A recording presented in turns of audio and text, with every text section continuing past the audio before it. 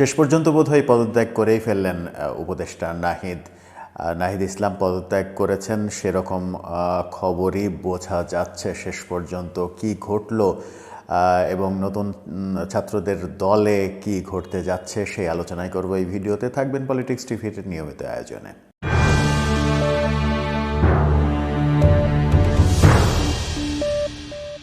দর্শক, মূল ভিডিওতে যাওয়ার আগে জানিয়ে রাখি আমাদের পলিটিক্স টিভির ভিডিওগুলো এখন থেকে স্পন্সর করছে প্রজাপতি.tv ওটিটি প্ল্যাটফর্ম। চলুন মূল ভিডিওতে যাই। আজকে প্রধান উপদেষ্টার বাসায় গিয়েছিলেন একটু আগে উপদেষ্টা নাহিদ ইসলাম। শোনা যাচ্ছে তিনি পদত্যাগ করেছেন। প্রধান উপদেষ্টার কাছে তার পদত্যাগপত্র পেশ করেছেন, যদিও অফিসিয়ালি গণমাধ্যমে এখন পর্যন্ত, এই ভিডিও যখন করছি তখন পর্যন্ত কোনো খবর আসেনি।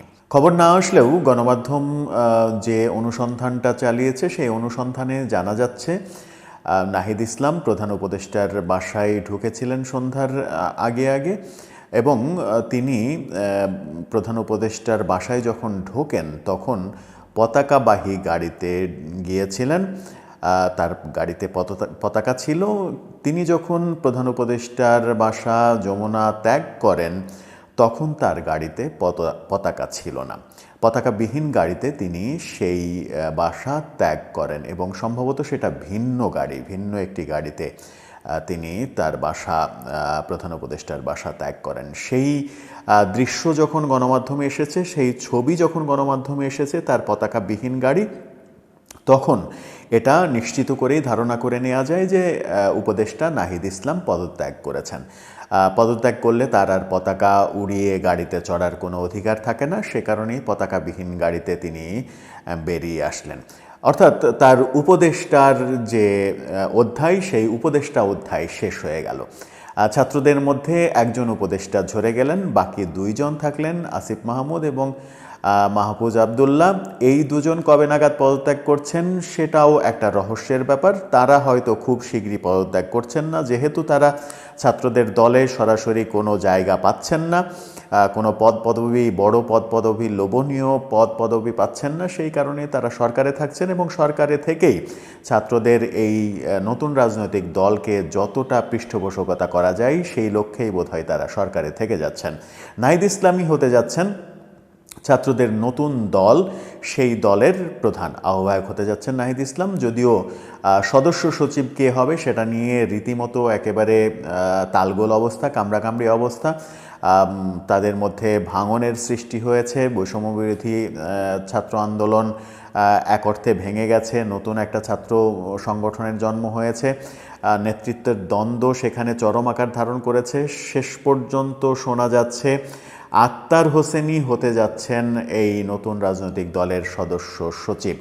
আক্তার হোসেন যখন এর সদস্য সচিব হতে যাচ্ছেন তখন সার্জিস আলম কিংবা হাসনাত আবদুল্লাহ কিংবা পাটোয়ারি, যিনি এখন নাগরিক কমিটির আহ্বায়ক, তাদের মতো এত বাঘা অবস্থানে থাকা সাবেক ছাত্রতা তারা নেই, যদিও মুখে এখনও বলেন ছাত্রত্ব অনেক আগেই শেষ হয়েছে।